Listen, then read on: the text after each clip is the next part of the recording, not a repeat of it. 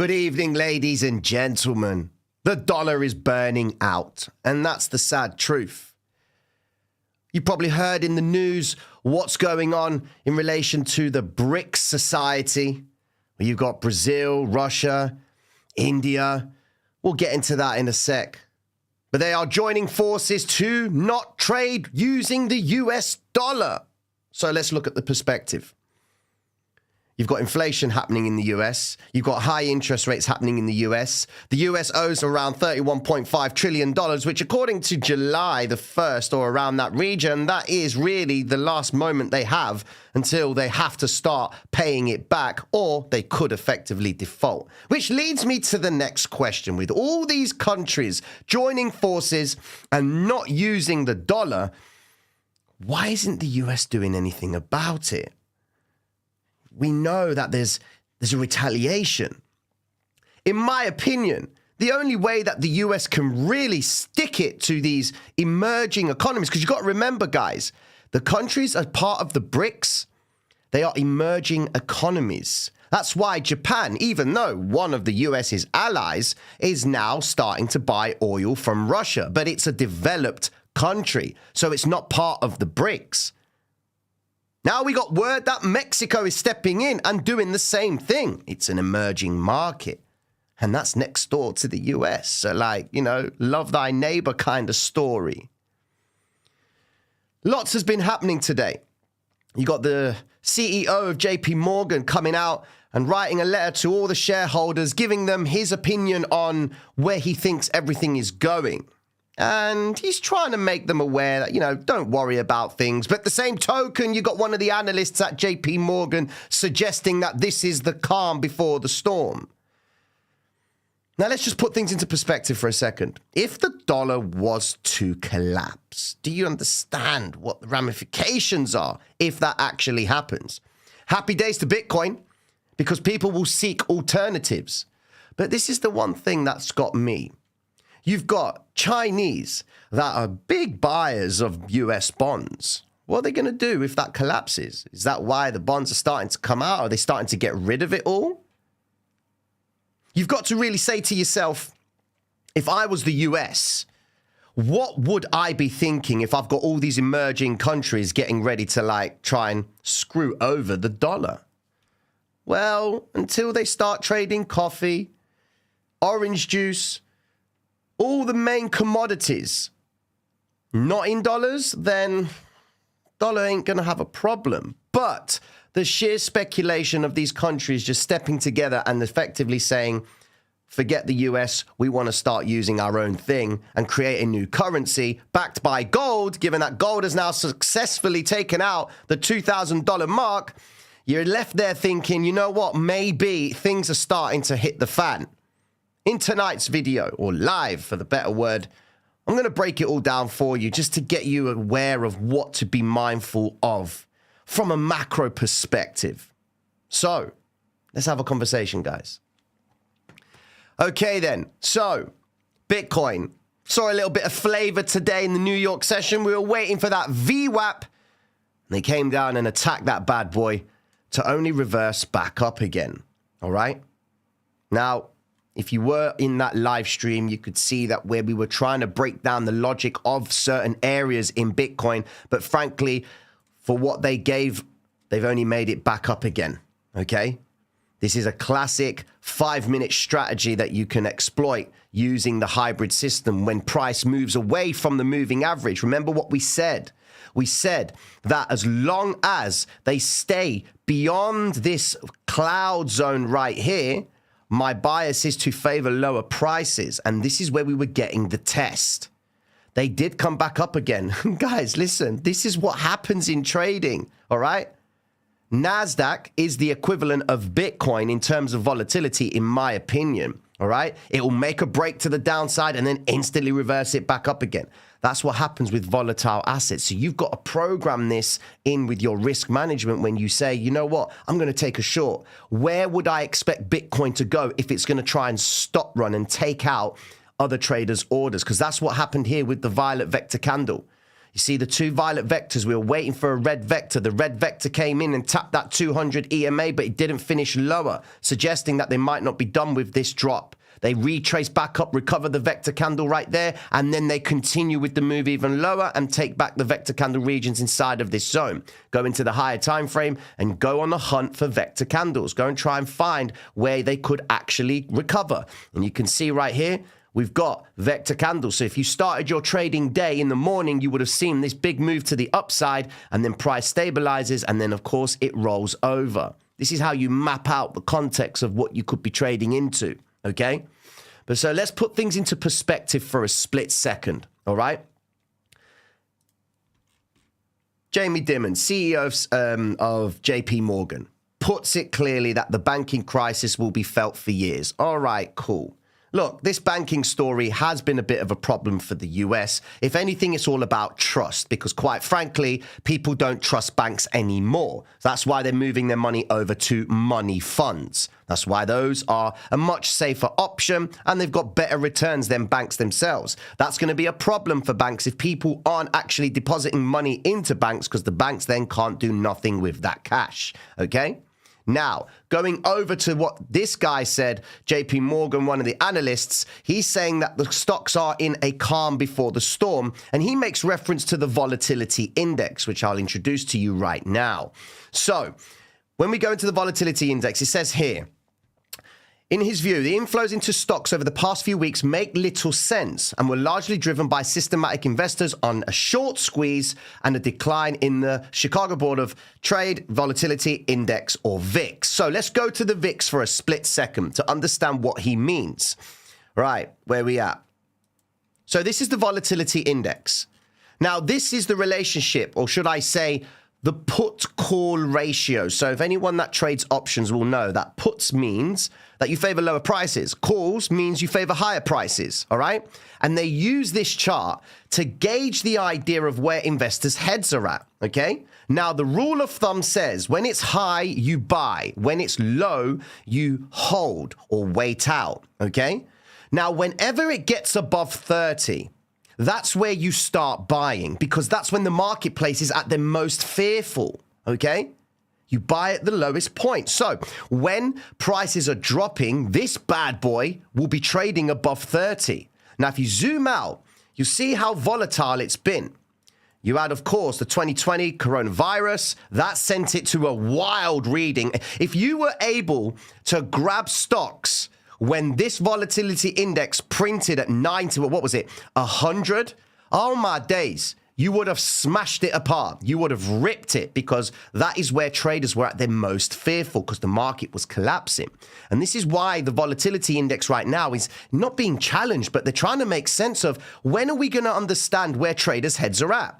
So right now, based on what this guy is saying, he's suggesting here a drop in the VIX below 20, a level associated with less stressful periods. So investors, all right, have absorbed the idea of what's going on in the marketplace. They're not stressed out because the volatility index is reading at these lows. So it's below 20. Now, we say when it's below 20, you hold. In principle, if you flip it over, when it's above 30, that's when you buy assets, because they're dropping, okay? So it would be what they would deem as the lowest point in the market. Oh my God, it's crashing, it's crashing. That's where everyone is really fearful. That's where you start buying, okay? But when it's at this point, what do? You are in principle preparing for shorts. Now, when you zoom out on the volatility index, the absolute extreme zones, like down here at 15, that's where people are like, you know, they just like, I'm buying anything that I can find a ticker symbol on. If I could buy oxygen, I'd buy it. If I could invest in grass, I would, not grass, but you know what I'm saying. It implies that people aren't concerned. So that tells me that the market has absorbed the idea of recession, inflation, and all of this madness. And that's what this guy is suggesting right here. He's suggesting that we haven't had it. And that's why he's suggesting the calm before the storm, okay? Now, let's get with this BRICS story, okay? Dumping the dollar. Will a new BRICS currency replace the US currency for trade? Again, the US has not reacted to this bad boy. There's no response. Biden's just doing some different things, man. I've seen a few videos and he's getting his words mixed up. And then you've got Donald Trump going to trial, pending serving sentence for 134 years. Like, what is going on? And this chaos is happening all under the US's nose. But quite frankly, I believe that the US has got something brewing, because the only way that the US can really stick it to the countries in the BRICS is if they really dive in on technology. All right, because everyone wants the tech from the US. They've got the innovation, and that's the only thing that they can really do. And more importantly, all these companies that are emerging countries, okay, they're going to want to seek capital for any companies that they may have. So where do you think they're going to go? They're going to want to hit the US stock market. Well, the US can turn around and say, you know what? Seeing as you're screwing us in that aspect, you ain't going to get no funding from our New York Stock Exchange or the NASDAQ, because we know that's where the flavor is. All right, so take your little stock and your company and go elsewhere. They are not going to get it. It's an emerging market. All right. Now, there are a few Chinese stocks listed on the NASDAQ, okay, that are effectively getting US investment.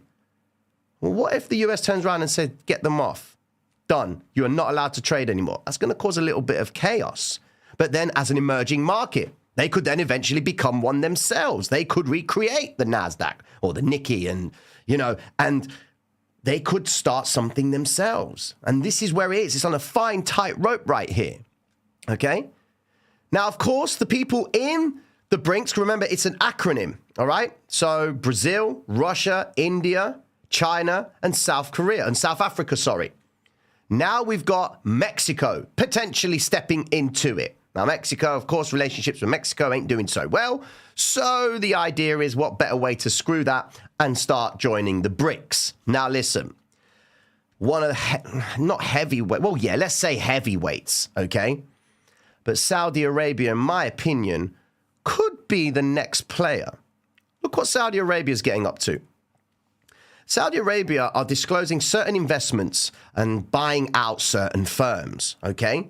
Now, if you remember, not so long ago, we spoke about BlackRock's latest investment, okay, in oil regarding Saudi Arabia. And the company KKR was the asset manager for BlackRock to effectively oversee things and make sure that it's a smooth transition for them. So Saudi Arabia, the wealth fund itself, the sovereign wealth fund, is disclosing certain investments. So they're like getting involved in all of this stuff right now. So they're starting venture capital and starting to plant money all over the place. All right. In my opinion, Saudi Arabia would be the BRICS source of liquidity. So they'll get the backing of Saudi Arabia, okay? Even more, Saudi Arabia now launches a mining fund. So let's just go back to what the story is. Does the US have any fossil fuels, or does it have anything that they can say, yeah, you know what, this is what we've got? If they can buy it, fine. It doesn't count if you can't create it. Now, these guys are getting involved in mining, all right? Now, $15 billion aim to access minerals used in solar panels, electric cars, and other industries. Okay, so where are we going now? Saudi Arabia trying to push that going green aspect of it. This is their best way of actually attacking the US by not endorsing fossil fuels. Remember what we said only last week about China and the rare earth metal market itself? Saudi Arabia stepping in. What's that going to do to the US? They're only going to need to inflate the prices of rare earth metals and then charge the US even more, squeezing the US. But then, of course, you've then got Biden trying to push for an idea that the US needs to create its own semiconductor industry within the US so it doesn't have to rely on China. But where are you going to get your sources from, my bro? It's not going to happen, is it? It's kind of difficult. With that being said, ladies and gentlemen, we go back into the charts to try and make sense of this. And I want to draw your attention to something. This is the smart money, dumb money confidence chart. You may have seen this before, okay? The logic says that when assets are moving up, smart money, which is this blue line right here, trades below this dashed line right here, okay?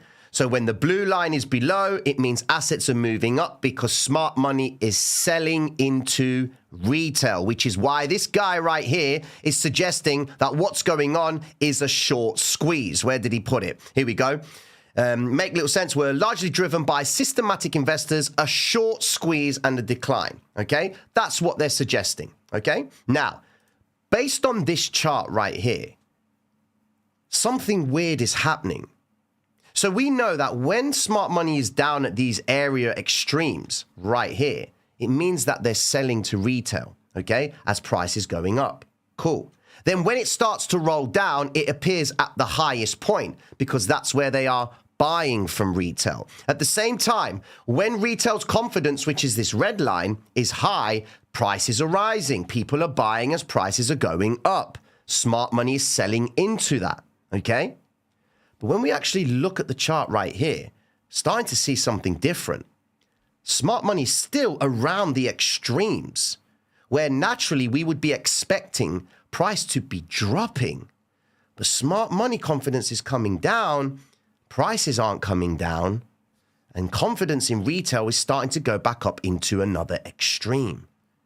So even this right here is showing that there's something brewing here. It's not right. Something's got to break.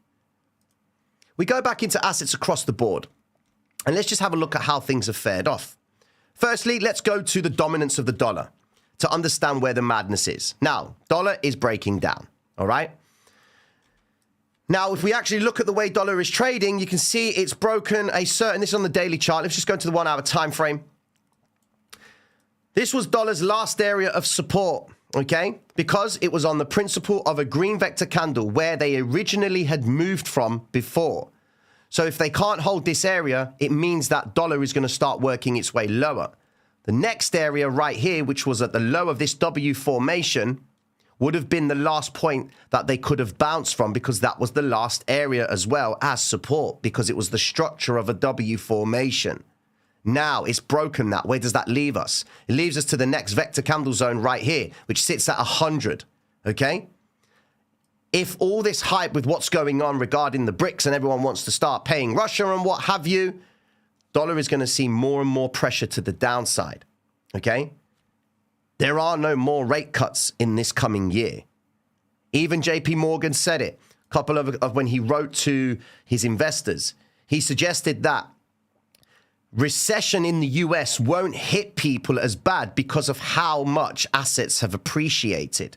So they're not going to feel the pain of it. Well, let's just go and have a look at what's going on in the economy for the US. Today, 9.93 million reading for the JOLTS job openings. That means less jobs are being offered. Okay. So what else is coming out? Well, we've got the non-farm employment change. Now, usually, if this suggests that there's less work being offered, then that would mean that there's going to be less people in work. They're projecting 208,000 people. If this comes out as another wild figure again and shoots up to the roof and shows that more people are in work, then we would understand that this reading right here in terms of JOLTS job openings is actually a bit of a farce. Why? Because we only talked about it not so long ago how they have been falsifying the data on websites that are offering jobs, because that's where they get the information from regarding job openings. And that's a joke. And companies make it look like they have actually got activity and productivity happening in the company because they want to employ more people to get more things done. Happy days for the shareholders. Keep holding on to my stock. Yeah? We go down and we see we've got the ISM manufacturing index coming out tomorrow. Now, a reading below 50 will mean contraction. So if that comes in lower, that's bad news for the dollar. It's solidifying the slowing down of the economy. Stagflation could be happening very soon. We're already in inflation. We could have stagflation. Now, we have the unemployment claims on Thursday, but we also have a bank holiday going into Friday. The UK markets and the European markets will be closed. It's going to be a very volatile time on Friday. Could they be setting up for all this information? Because if the unemployment claims comes in and shows more people are claiming benefit, it just adds more optimism on the light that the Fed could reduce the interest rates. Right now, we know that they're not going to cut them. But a strong reading on unemployment claims would give us that heads up and think maybe Powell could start reducing interest rates. So the markets will react to it now. Okay? Remember, the market is not the economy. The economy is not the market. The market will react to it first. Okay? Going into price action to make sense of this madness. Gold's been going up. Now, we know gold is a bit of a safe haven, but of course, with regards to what's going on with this brick story right here, using gold as a reserve, a backup, gold being the backup for this new currency, naturally, gold's going to be going up. Now, we did say that word on the street is suggesting that gold could end up at $3,000 an ounce. Anyone holding gold, I said it to you, man. Don't buy your girlfriends or your wives any chains or bangles or any rings. Go and get yourselves those coins. Try and get yourselves a bar if possible. But try and get as much gold as you can, because silver, I mean, bruv, just look what's going on in silver. Silver, man. That's the recommendation. Silver and gold, because it's a commodity war right now. This is what the US's problem is. They've got a problem with commodities, all right? And if they can't create anything, they're going to have to rely on all these other countries that have got the resources. That's why these emerging markets like China, Russia, and Brazil, they've got the commodities to back everything up. They are going to dictate what this price is going to be and force the US to pay more. That's why the dollar's burning out, okay? Going to Bitcoin, just to have a look at the madness. Now, look, I'm gonna be straight with you all right here, all right? And just put in the comments what you think, okay? Yes, I do sound like a frog. And if you like the sound of my voice, make sure you subscribe so you can get more frogged out speeches like this one. And if you like the frog voice, like the stream. Moving on. Now, why is Bitcoin not moving in relation to the dollar? What's holding Bitcoin back? Bitcoin, in my opinion, is a commodity. There's a supply, but it's a new market, all right? Yes, it's been around for a while, but silver's been around and gold's been around more than what Bitcoin has, all right? Bitcoin is on its claim to fame. Now, park all of the FUD that is out there. And look, I'll be straight with you. To get your attention, I've got to say something bad about Bitcoin, just so I can speak to you beautiful people and then tell you Bitcoin's good, you know? But jokes aside, guys, listen. When you don't see Bitcoin reacting to the negative move of the dollar, it only prompts me that we're going to see some volatility in the near future. Now, Bitcoin hasn't taken out this 28 region, okay? It's not done it just yet. People are calling it resistance. But let's just make sense of what's around that zone. And this chart is going to help you understand the psychology of who believes it should go up and who believes it should go down, all right? So let's just look at the 7-day chart right here. So, 7 days, investors, traders have been going to Binance and they've been placing their trades. Only earlier on today, we saw them take, is it April 3rd? No, it's April the 4th. Forgive me, I'm taking too many tablets. On April the 3rd, Bitcoin takes a little bit of a dump to the downside and wipes out $5.3 billion worth of long liquidations. What's the mantra, ladies and gentlemen? Pay yourselves. Don't let the market maker take the liquidity from you. There's nothing sweeter than going to bed at night knowing that you ain't been slapped by Steve, but you've slapped Steve up. Try say that yourselves, man. Try and say that yourselves. Go to the 1 month time frame. Where's the psychology of traders right now? Okay. So we're starting to see an influx of traders running shorts, and the liquidation points are around the 29,400 zone. $20.2 billion worth of short liquidations are stacked in that area, all right? Where's the psychology? How many people are favoring more shorts? How many people are trying to fight the idea that Bitcoin needs to come down, all right? Well, we've got a lot of guys down here that are in favor of Bitcoin, that picked up Bitcoin, and we've got at 22,700, we got $12.6 billion worth of long liquidations right there. And we also have below that 21 billion. I ain't even going to read you the figures. I'm going to go to the 3-month chart just to see where all the liquidity is currently at. Right. So back to what my guy said right here, a short squeeze, okay? So if we go back into the high block, we're going to suggest the following. Face value, you looking at this chart, who has the belief that price is going to continue higher? Where's the commitment? What's the psychology? We're in the belief that everyone thinks Bitcoin's going to keep going up. And how do we understand that? It's because these people right here down at this area ain't closing their leverage trades. So going down, let's start working out at the highest point at 18,800. We got $52.8 billion worth of longs. Shimmy up a little bit more at 19,000. We got 43 billion right there. A little bit more at 19.4. We got 37 billion right there. And go even lower down at 18.4. We got 48 billion. We got cash sat in exposed leverage trades at around the 18.5 zone. So are we of the belief that everyone is favoring higher prices for Bitcoin? Thumbs up to that.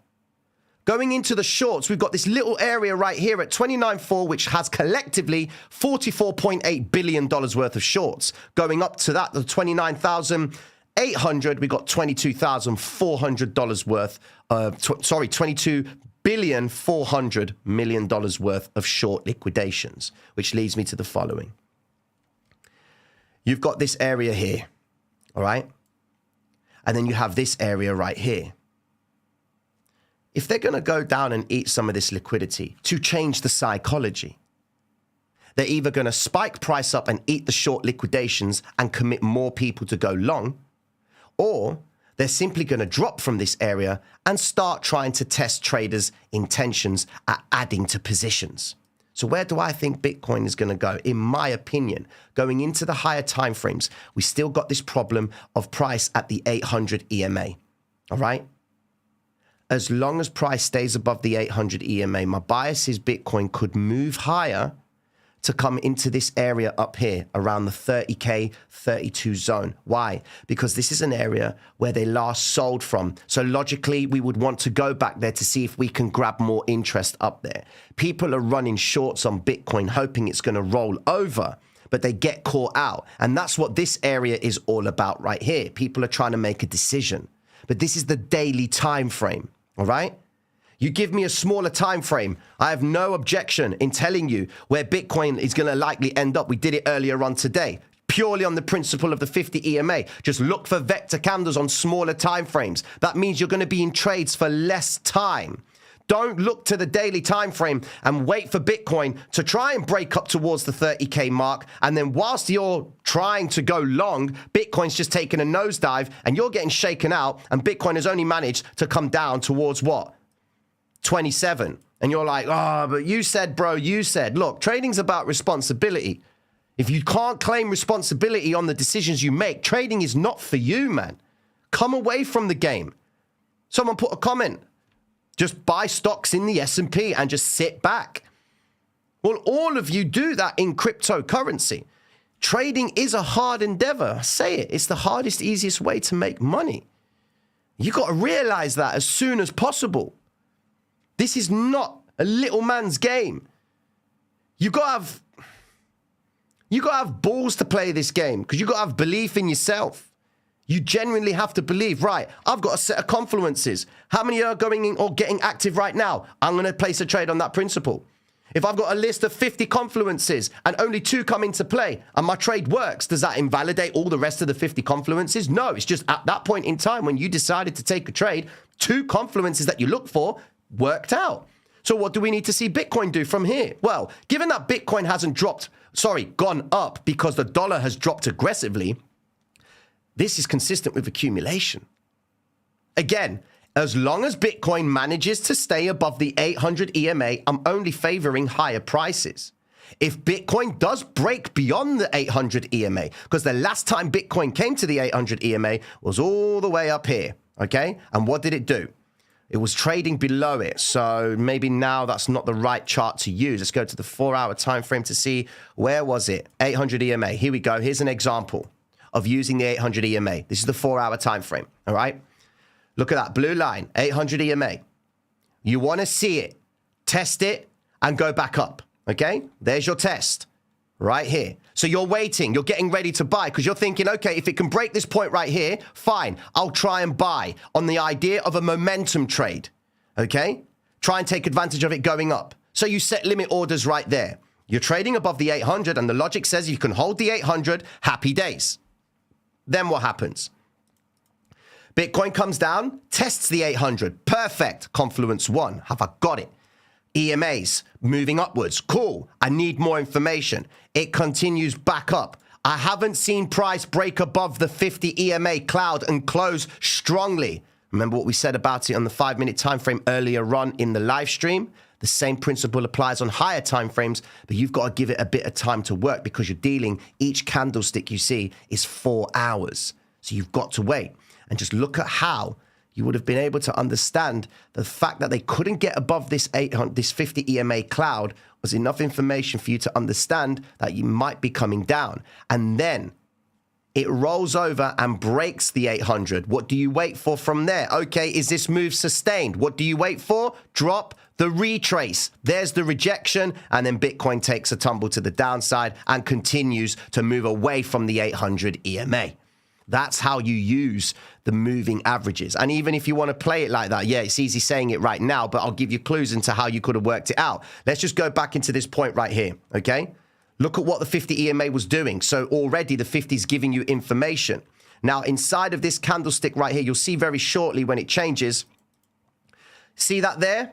This candlestick, see, it's very ever so slightly green, all right?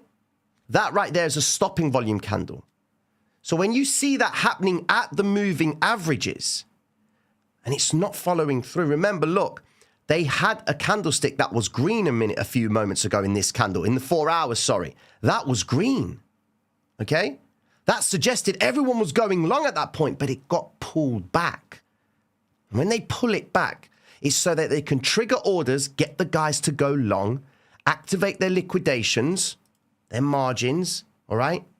And then when they pull it back to you guys as the market, the traders of the hybrid system, you're seeing that saying there's a reversal that is due. Well, where are my confluences? Price ain't able to get above this 50 EMA and close and test above it. They're not moving away from it.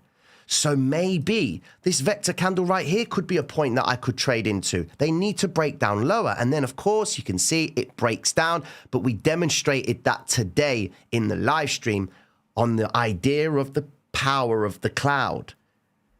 If they can't hold above this cloud and they break down below it, it's going to work lower. So then I bring you to the 800 EMA right now.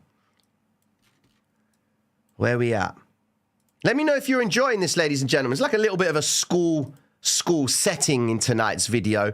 Please let me know. If you like what I'm hearing, you want this sort of flavor, put it in the comments section. Type up whatever you need to do. All right?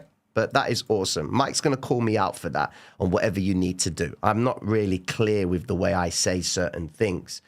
I'm not feeling too well, and my head is, woo! I'm spaced out. Okay, I've taken some tablets that are designed to just get rid of pain. And yeah, that's where we are. So 800 EMA.